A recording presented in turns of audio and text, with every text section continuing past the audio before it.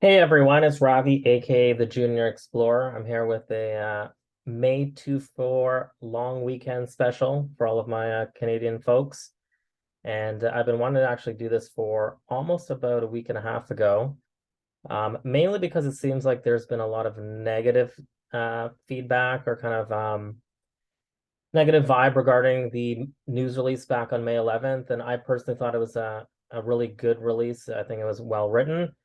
And after actually reading through it a second and third time, there was a ton of nuggets in this news release. I think it's probably one of Brunswick's best ever news releases. So I figured I would share the kind of the thoughts and insights regarding some of the things that I happened to pick out. Hopefully you find it very interesting. And if you do have 15 or 20 minutes, I think it's be worth you kind of listening in and kind of getting a little bit of an idea of what's going to be happening over the next couple of months. So please ignore the color coding. I just highlighted that because I thought that was important. I just want to make sure that I cover those off. And I did post a couple of maps there to kind of walk you through, and we'll kind of go from there. So May 11th, the big news is they kind of started their prospecting campaigns in Ontario and Saskatchewan. We know that April 24th, they started drilling at Hearst, and we haven't really heard much from Hearst. The drill program is supposed to be about 1,000 meters. That should have finished probably around between May 8th and May 15th. So my thinking is that they were planning to do some stripping of two other properties within that area. I believe it was called Firefly and Mantis, if I'm not mistaken. And my guess is they stripped and they probably put a couple of holes into those two areas. So it sounds like we'll probably have some kind of word back probably around June or end of May on what happened and what the progress is at Hearst. I think it's probably going to be good news. Um, and definitely my thought is that they drilled more than 1,000 meters there. So prospecting starting in Ontario, Saskatchewan, and they'll be starting in Manitoba and Quebec beginning of June. I think that's going to happen June 1st. And then a couple other things that I'm going to walk through is Brunswick has staked additional claims in Ontario, Manitoba, and Saskatchewan.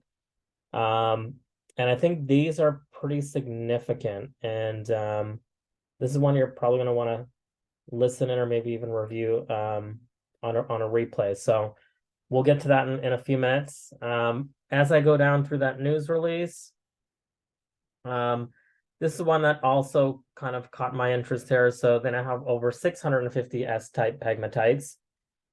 Think about a month ago, they had about 600. So they're continuing to add and recycle and look for new, pegmatites and outcrops. And the biggest piece of this second paragraph is they now have nearly a dozen spodumene bearing pegmatites. So if you recall from my Easter special, my thought was that by the end of this year, kind of moving into a fall and winter drill program, that Brunswick would have either drilled between 4 plus 8, so up to 12 spodumene bearing pegmatites coming into that fall and early 2024 drill program. And that was just based on that kind of 2% that they like to talk about.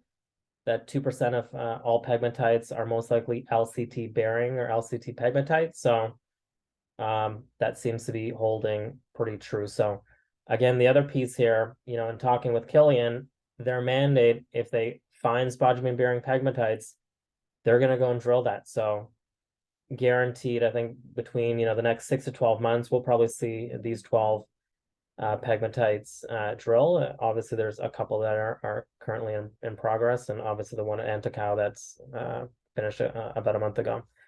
So moving down, they're preparing for the next drill program, which is going to be at Hanson Lake, which is anticipated to start in Q3. I think that's going to start in the beginning of July. Knock on wood, no hold up with any drill permits or anything like that. So if all things go smooth, we could see them drilling as early as beginning of June. And then here I just kind of highlighted, furthermore, we continue to advance drilling at Hearst with preliminary results expected in early June. So that 1,000 meters shouldn't have taken more than 2.5 to 3 weeks. We're now into week 4 and week 5, so they're probably putting down an extra 500, possibly a couple more, maybe 1,000, 2,000 extra meters. And I think they're going to have some preliminary results similar to the visual results that they provided with the Anatacau. So probably some meterage regarding the pegmatites, probably a percentage of visual lithium spodumene. So I think it's going to be quite exciting when we get to early June. So let's keep going down here on that news release. So let's go into Quebec. So starting in June, I think it's going to happen June 1st. They're going to start their big program located in 2 central camps. So Wabamis camp near Anatacau and Anatacau West, and the Plex camp. And this is going to be pretty significant in my opinion. Plex, I know a lot of people were kind of souring that, they found the core shack and there was pretty much no word of what happened. Did they split the core? Did they find, lithium in those cores? We don't know. But listen, that drill program was from what, 2009? They weren't looking for lithium. Who really cares? Because as we get down into the news release, there's a couple of things that kind of jump out at me that thinks that Plex could be pretty massive just based on what they're seeing throughout the entire Plex claims. So Plex and Mithril, I think Mithril, let's keep our eyes on that there. That's right above the Patriot Battery Metals project. So we'll see what comes of that this summer. And then the other one is the Mirage project. And I have a couple of things that I circled that I thought was quite interesting as well. So so here's the couple things there. So 250 S-type pegmatites. And just keep that in mind as we kind of get down to the Plex section. So Anatacau, the thing here that I kind of highlighted in red, the main Anatacau claim block. So we already know about Anatacau West. They drilled some pretty good holes there. We're going to wait, the assays are coming back. My guess is those assays will come early June. Would not be surprised if it's timed up with that Red Cloud webinar on June 6th.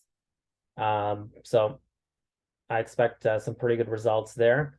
Now this main Anatacau, they've been pretty silent on this Anatacau. I think, hey, this is a pretty big claim package here.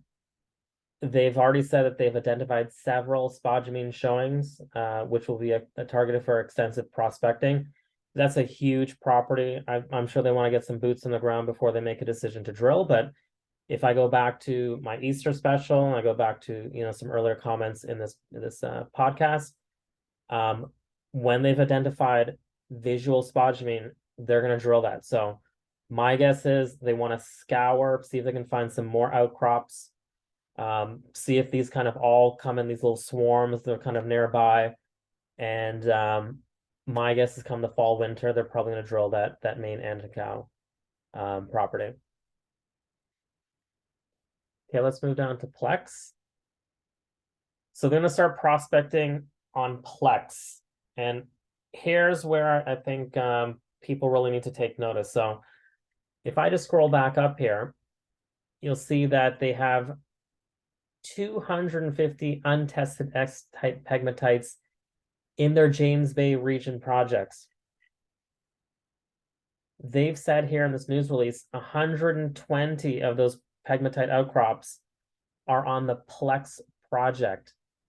That's in this claim area here. So literally half of the pegmatites that they have in their James Bay portfolio is sitting here on Plex. So do I care about that core shack that may or may not have lithium? Not so much. I think that we're going to see probably more exciting things once they get the boots on the ground and kind of identify spodumene bearing outcrops and potentially set themselves up for a drill program this fall. So Again, 120 untested pegmatites in this Plex project. And again, this Plex project runs along the LeGrand share zone. That's that same share zone that is shared with Patriot Battery Metals project. So again, Plex, this one I'm going to keep my eyes on. And then moving to Mirage, we kind of know the story regarding Mirage and that big boulder that Killian mentioned in his Toronto MIF 2023 kind of little speech there. And he told a story about this geo kind of coming into Bob's office. Well, if I just look at here, they've said they have several large spodumene bearing boulders. So not a single, several. From what I know, the definition of several, that's at least 5, my guess. So in talking with Killian, I think about a month ago, they're going to have 2 geos camped out on that Mirage project. They're going to be scouring for literally an entire month, seeing if they can find outcrops, seeing where these boulders may have come from, where the source is. And you know, the 2 geos, from my understanding, are pretty excited. You know, they're kind of bragging that they're going to find the next big discovery. So keep your eyes on Mirage. Again, I think that's going to be a project that probably gets drilled in a fall winter program. So, and again, I highlighted here, following the prospecting campaigns, results may warrant drilling and stripping in the second half of this year. So Saskatchewan. I highlighted this here. So the company has staked an additional 48,000 hectares within the Trans-Hudson and Lake Athabasca project. So there was no news release for this or something I'm going to mention down in that kind of Ontario, Manitoba section. In talking with Killian, they're just constantly going and grabbing different claims and projects and scouring, doing all their work. And it gets to a point where they have so many of these pegmatites, they're getting so many claims. You know, it's not even worth putting out a news release for some of these things. So just as it's kind of overload when it comes to the amount of projects and claims. So the key note here is this additional ground has over 45 pegmatites. And these pegmatites range from 500 meters to almost, we're talking 11.5 kilometers. That's pretty massive. And again, none of these been assessed for lithium. The one claim, I believe it's kind of in that northwest part of Saskatchewan. And I actually have a little map there. I'll walk you through as to what's kind of transpired from that single claim they had about 5 to 6 weeks ago to now this massive claim section up in that northern part of Saskatchewan. So in Saskatchewan, they've secured over 225 S-type pegmatites with a minimum strike length of 500. Again, that's kind of their mantra, their mandate. You know, these pegmatites have to be minimum 500 meters and they have to be close to some infrastructure. Now, these particular claims in the Lake Athabasca, it's a little bit further north, but I'm sure they wouldn't have staked those if they couldn't feel they can access the project. So you've seen these maps here. This is the map in question. So if I go to my DigiGeo map, 1 second, you'll see right in this upper corner, we have this newly staked set of claims. And if I just zoom in here,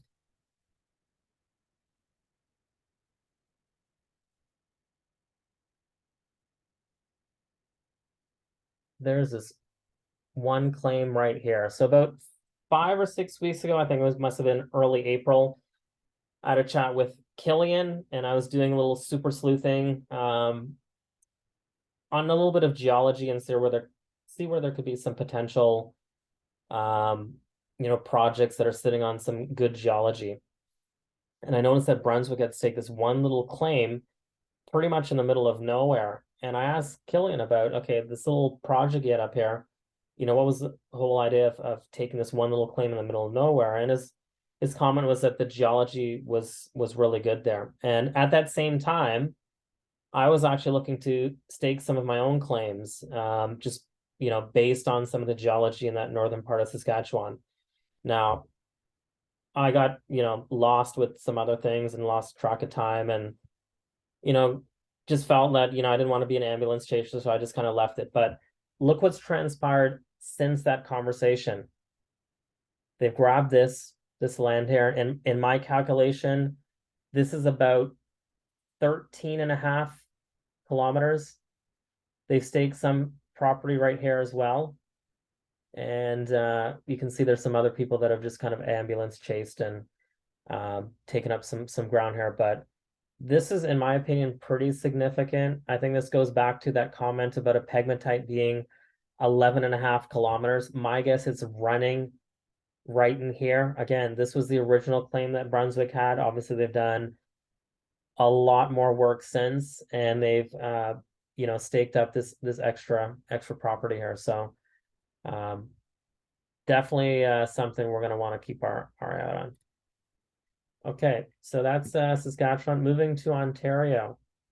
So they've staked over 11,000 hectares. And this looks like this is a new project. It's called the Campfire. I can't recall hearing anything about the Campfire. I could be mistaken, but this project is 70 kilometers north of Kenora. And if I go a little bit further, they make mention of prospecting in Ontario will begin in Hearst in May. That's a little confusing because they started their drilling in early April. They should have done some stripping as well. I'm guessing that was part of that, maybe finishing up the drill program and then moving over to those other two programs. So looks like they got boots on the ground. They might be looking for some other things in that Hearst area. And then after they're done in Hearst, they're going to move to Campfire and then start some prospecting in Manitoba and Saskatchewan. So here's why I think Campfire is pretty significant. So 11,000 hectares. This is a map of the Tanco mine. And that's that little star right there. And then this little star right here is Kenora, Ontario. And if I go 70 kilometers north, this is where I believe the Campfire project is situated. And they make mention of two things. One is the English River Belt. And why I believe that's significant is if you look on this map right here, you can see that I believe that Tanco mine sits in this English River Belt or near that Bird River English Belt. I'm guessing that's kind of a sub-province. And my guess is that Campfire project sits within that kind of border, that sub-province or near there. And then why that's also significant about this English River, there was mention that the Hearst and the Lowther is also part of the English River Belt. So you can see that there's something going on with them having 3 projects in Ontario, kind of all in this English River Belt, and then hey, we all know about the Tanco mine. So I think there's something that's probably related there. And then this gives you an idea of where that Tanco and then this Campfire project kind of sits. You can see some of that little geology there. And now moving over to Manitoba. So they're going to be prospecting in Lynn Lake early June. And again, they staked an additional 38,000 hectares throughout the Trans-Hudson Belt of Manitoba. And again, 12 of these pegmatites are between 500 to 6,000 meters in length. And I just happened to grab a little map there for those that are curious about the Trans-Hudson belts. And that's that. So what's next? So a couple things. My guess is between now and let's say the end of May, we might get one more update. This update is probably going to just be, just for those impatient shareholders that haven't heard much since the May 11th, and it could be just about, more prospecting, boots on the ground, the official kickoff in Quebec, which will probably be June 1st. It's probably more of an update. If not, then my guess is most of the news is going to happen either the day of or the evening before the Red Cloud webinar, which is supposed to be Tuesday, June 6th. And we know that Brunswick likes to drop news on Tuesday. They have been known to drop some news late in the Monday. So again, Red Cloud, I think they have some kind of deal with Brunswick. So I wouldn't be surprised if part of that deal or that agreement is that they kind of get first dibs when it comes to talking through some recent news. And I actually have been trying to get hold of Killian for a while to see if I can schedule an interview for my podcast at the end of May. He's clearly busy with some other stuff, and obviously there's a lot of things going on with their different projects. So I'm not going to push that. If I can get hold of him to do something, hopefully that's going to be before June 6th. If not, probably a lot of that news is going to come out, and we can kind of do a little bit of a circle back on some of those news releases. So what would I expect to be discussed on June 6th or part of those news release? Probably some preliminary results. Again, they mentioned this news release early June regarding the Hearst program, the two other nearby projects, probably some mention of that drill program increasing from 1,000 to 1,500 meters or possibly more. We should get back the assays from Anatacau. That was completed way back in April. So if I do my math, 6 weeks for results, that would take us last week of May, first week of June. So this seems to all line up pretty nicely. So I think there's a lot of things going on in the hopper here. Again, this is the largest grassroots exploration program in Canada. They got a lot of things in the hopper, pretty much in every province. It seems like every time they're grabbing some new claims and new projects, they just get bigger and better, and all this work they've been doing to collect all this data, I think a lot of that's going to pay off. And listen, if you guys like what you heard on this, obviously like, subscribe. If you found some of this stuff interesting, I wouldn't be surprised there's going to be a lot of activity in the market tomorrow. Just my hunch. Part of that hunch is based on the activity in the stock price late Thursday and Friday. Again, with everything that's going on, come June 1st, they're going to have a ton of boots on the ground. We're going to hear about more drill programs. We're going to get results, assays. It's going to be pretty exciting times the next, let's call it 3 months at Brunswick. And when we get to that fall winter program, again, I would not be surprised if we hear something of at least 8 new drill programs in some of these new projects. So again, thanks for listening to this little May 24 long weekend special. I've been meaning to talk about this May 11th news release. I think it's a really good news release. I don't think people are giving it enough credit. Lots of good nuggets in here.